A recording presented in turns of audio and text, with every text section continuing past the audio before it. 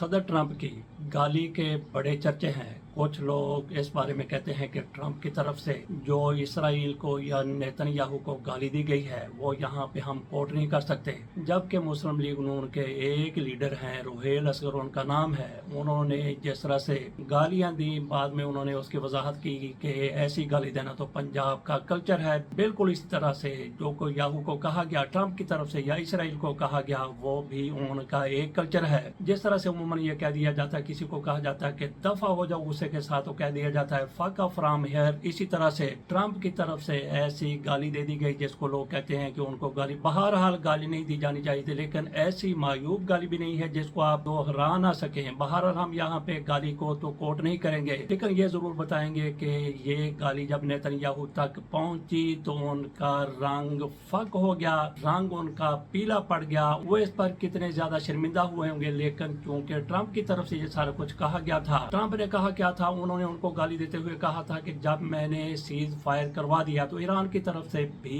इसकी खिलाफ वर्जी की गई है, लेकिन इसराइल की तरफ वो कहते हैं मुझे ज्यादा मायूसी बल्कि गुस्सा भी आया कि उनकी तरफ से ये क्यों खिलाफ वर्जी की गई। ट्रंप ने कहा कि फौरी तौर पर अपने जहाजों को नेतन्याहू वापस बुलाओ। इसके साथ साथ उन्होंने जो गाली दी वो भी दुनिया के सामने आ गई कि ये क्या कर रहा है इसने। ट्रंप साहब न सिर्फ ईरान और इसराइल पर इस वजह से नाराज हैं कि सीज फायर की खिलाफ वर्जी की गई है, लेकिन उसके बाद कोई ऐसी बड़ी खिलाफ वर्जी सामने नहीं आई। इसके साथ साथ सदर ट्रंप इस पर भी नाराज हैं। वो चाहते हैं कि पूरी दुनिया इसको तस्लीम कर ले कि हमने ईरान के इस एटमी से तबाह करके रख दिए हैं, लेकिन अमेरिका की अपनी रिपोर्ट के मुताबिक जो खुफिया थी उसको किसी ने जाहिर कर दिया और अमेरिका की वजारत खारजा या फिर व्हाइट हाउस की तरफ से भी इसकी तस्दीक कर दी गई है कि एक अहलकार की तरफ से कोई चीजें अफशा की गई हैं, जिसमें कहा गया है कि ईरान की जौहरी तनसीबात को खासकर फर्दो जो है वहाँ पे बहुत कम नुकसान हुआ है। इतना ज्यादा नुकसान नहीं हुआ कि कहा जाए कि ईरान का पूरा प्रोग्राम मीडिया मेट हो गया है। तो इस चीज को लेकर कुछ अखबारात ने ये अपनी खबरें भी दुनिया के सामने रख दी कि ये अमेरिकी महकमा खारजा इस तरह से कहता है, व्हाइट हाउस इस तरह से कहता है, वहां से रिपोर्ट मिली है। इस पर भी सदर ट्रंप साहब बड़े गुस्से में थे, उन्होंने इनको भी खरी सुना दी। इसराइल के हवाले से जो कहा उस पर तो अलग स्टोरी है, लेकिन ये अलग स्टोरी है। इस पर ट्रंप साहब बड़े खफा नजर आते हैं कि पूरी दुनिया माने कि हमने ईरान की असास से तबाह कर दिए हैं। बहरहाल ये ट्रंप साहब का दावा है, लेकिन दुनिया मानने के लिए तैयार नहीं है। और ईरान की तरफ से भी कहा गया है कि हमें नुकसान जरूर, उन्होंने ये नहीं कहा कि हमारा कोई नुकसान नहीं हुआ, वो कहते हैं कि हमारा नुकसान जरूर हुआ लेकिन इतना ज्यादा नहीं हुआ कि कहा जाए कि हमारी एटमी तनसीबात मुकम्मल तौर पर तबाह हो गई हैं और हमारी एटमी सलाहियत खत्म हो गई है। ईरान के वजीर खारजा की तरफ से बाकायदा कहा गया है, अब्बास अराक्ची ने कहा इस जंग बंदी के बाद कि हम एटमी प्रोग्राम अपना जारी रखेंगे। इसके साथ साथ ईरान की पार्लियामेंट ने यह सिफारिश भी की है कि IAEA के साथ पूरे का पूरा तावन खत्म कर दिया जाए, क्योंकि पहले हमने उनके साथ तावन किया और उन्होंने हमारी इन फैसिलिटीज को, हमारी इन तनसीबात को लीक कर दिया और उस पर अमेरिका की तरफ से हमला किया गया। तो IAEA ने वो किरदार अदा नहीं किया जो उसको किरदार अदा करना चाहता था। IAEA आलमी एजेंसी है, पूरी दुनिया के एटमी मामला देखती है, तो इससे लातल्की का इजहार कर दिया गया है ईरान की तरफ से। तो देखते हैं कि आगे मामला कैसे चलते हैं। कुछ लोग कहते थे कि ईरान, अमेरिका की तरफ से तो वसूल के साथ कहा गया कि सारी फैसिलिटीज उनकी तबाह कर दी गई हैं, लेकिन ईरान ने ऐलान किया है कि वो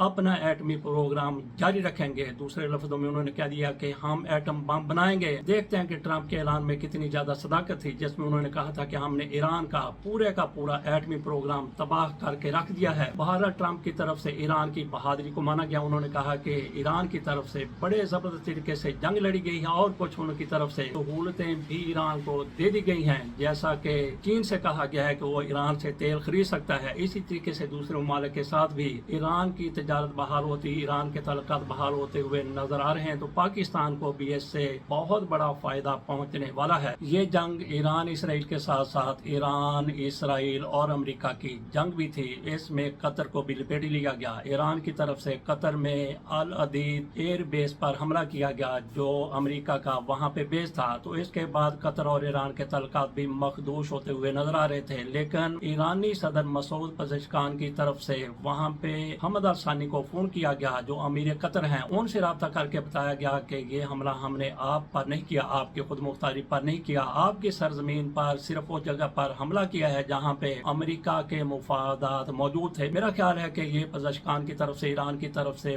بہت اہم قدم اٹھایا گیا ہے۔ انہوں نے اپنے تعلقات قطر سے خراب ہونے سے بچا لیے ہیں۔ ویسے قطر کو پہلے ہی یہ احساس تھا اور قطر کی طرف سے بھی ایران کے اس موقع پر مثبت جواب دیا گیا ہے۔ قطر کو بھی معلوم تھا، یہی وجہ ہے کہ انہوں نے ایسا کوئی مائنڈ پہلے بھی نہیں کیا تھا۔ حملے کے بعد ہی قطر کی طرف سے ایران کے ساتھ ٹرمپ کا پیغام ایکسچینج کیا گیا تھا اور پھر جنگ بندی تک معاملات آ گئے تھے۔ باقی نیو یارک کے نئے میئر منتخب ہوئے ہیں اور نام ان کا زوران ممدانی بتایا جا رہا ہے اور ان کے والدین کا تعلق، والد اور والدہ کا تعلق انڈیا سے تھا، کسی دور میں تھا۔ یہ امریکہ میں ہی پیدا ہوئے، وہیں پہ پلے بڑے ہیں، وہیں پہ ایجوکیشن حاصل کی اور یہ نیو یارک کے پہلے مسلمان میئر ہیں۔ لندن میں بھی ویسے تو صادق صاحب میئر ہیں، لیکن نیو یارک میں کسی مسلمان کا میئر ہونا بہت بہت بہت ہی بڑی بات ہے۔ لیکن ان کی طرف سے جو اعلان کیا گیا ہے وہ حیران کن ہے۔ ان سے صحافیوں کی طرف سے پوچھا گیا کہ اگر یاہو نیو یارک میں آتے ہیں تو آپ کا کیا رد عمل ہوگا؟ انہوں نے کہا کہ کیونکہ عالمی عدالت کی طرف سے ان کی گرفتاری کا حکم دے دیا گیا ہے تو وہ جیسے ہی نیو یارک میں داخل ہوں گے ان کو گرفتار کر لیا جائے گا۔ یہ ان کا بڑا دلیرانہ اور جرأت مندانہ بیان ہے۔ لیکن ان سے یہ بھی پوچھا گیا کہ امریکہ تو دوسری طرف کھڑا ہے۔ انہوں نے کہا کہ امریکہ جس طرح بھی کھڑا، ہمارے وہ شہر میں آتے ہیں، میں نیو یارک کا میئر ہوں۔ انہوں نے کہا کہ امریکہ ٹھیک ہے جس طرح بھی کھڑا ہے، لیکن میں نیو یارک کا میئر ہوں، میں عالمی قوانین کی پابندی کرنے کا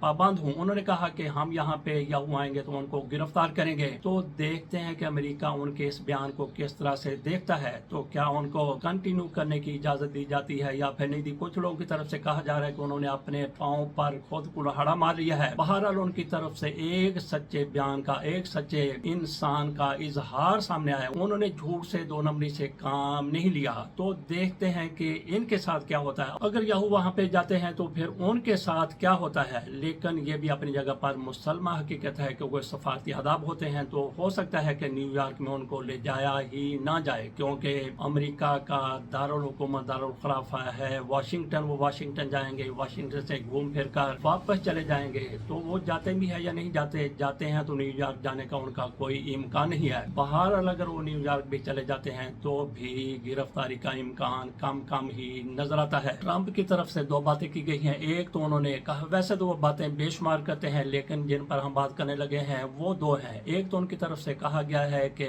فیلڈ مارشل عاصم منیر کی شخصیت بہت ہی متاثر کن تھی، اور اس کے ساتھ ساتھ ان کی طرف سے کہا گیا ہے کہ ایران اس جنگ میں خوب لڑا، بہتر لڑا، تو میں ایران کو مبارکباد دیتا ہوں اس جنگ میں جس طرح سے ان کی کارکردگی رہی۔ تو کیا ایران کے حوالے سے ٹرمپ نے دل سے بات کی ہے؟ اگر انہوں نے دل سے یہ بات کی ہے، دل سے تسلیم کر لیا ہے کہ ایران خوب لڑا ہے، تو پھر یہ سمجھ لیجئے کہ انہوں نے ہمارے فیلڈ مارشل صاحب کے بارے میں بھی دل سے ہی کہا ہے کہ وہ بڑی متاثر کن شخصیت ہیں۔ امریکہ کی دشمنی سے ڈرنا چاہیے، امریکہ کی دوستی سے بھی اسی طرح سے ڈرنا چاہیے۔ جیسا کہ ان کے وزیر خارجہ رہنے والے جنہوں نے ذوالفقار علی بھٹو کو بھی کہا تھا کہ سیدھے راستے پر آ جاؤ یا پھر بھیانک انجام ہوگا، اور پھر ذوالفقار علی بھٹو کو پاکستان کا ایٹمی پروگرام چلانے کی پاداش میں کہاں سے کہاں تک پہنچا دیا گیا تھا۔ تو وہی وزیر خارجہ صاحب جن کا حالیہ دنوں انتقال ہوا ہے 99 برس کی عمر میں، ان کی طرف سے کہا گیا تھا کہ امریکہ کی دشمنی اچھی ہے اور نہ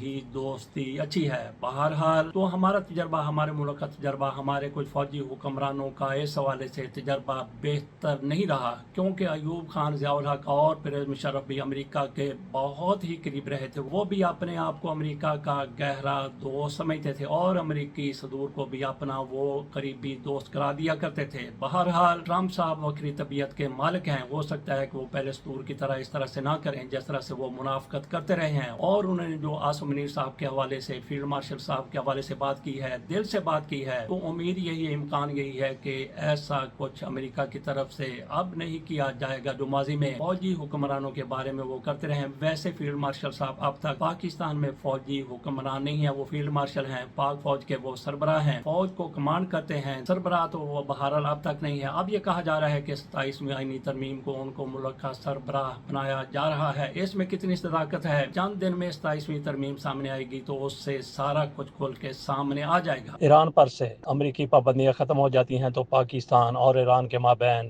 گیس پائپ لائن معاہدہ اس پر بھی عمل درآمد ہو جائے گا۔ پاکستان کی طرف سے ابھی تک اس معاہدے پر عمل نہیں ہو سکا، جبکہ ایران کے اندر سے پائپ لائن پوری کی پوری تیار ہے۔ صرف پاکستان کی طرف سے پائپ لائن بنانے کا انتظار ہے، صرف پاکستان کی طرف سے پائپ لائن کے تعمیر ہونے کا انتظار ہے۔ اس کے ساتھ ساتھ پاکستان میں جس طرح سے پیٹرول ایران سے سمگل ہو کے آتا ہے، اب اس کی ضرورت نہیں رہے گی۔ پابندیاں اٹھ جائیں گی تو پاکستان میں ٹکے سے تیل بکتا ہوا نظر آئے گا۔ ٹکے سے کا مطلب یہ ہے کہ 10 روپے، 12 روپے، 20 روپے لیٹر تک پاکستان کو پیٹرول پڑے گا۔ آگے پھر اس رجیم کی مرضی ہے کہ اس میں سے کتنا منافع یہ کماتے ہیں۔ ایران کے ایک سفارتکار کی طرف سے کہا گیا تھا کہ ایران پاکستان کو 10 روپے لیٹر کے حساب سے پیٹرول فراہم کرنے کے لیے تیار ہے۔ یہ آج سے 2 سال پہلے کی بات ہے، اور پیٹرول کی قیمت زیادہ سے زیادہ 30 روپے تک پاکستان کے لیے ہو سکتی ہے۔ یہ پابندیاں ختم ہونے سے پاکستان کو کتنا زیادہ فائدہ ہوگا اس کا آپ اندازہ ہی کر سکتے ہیں۔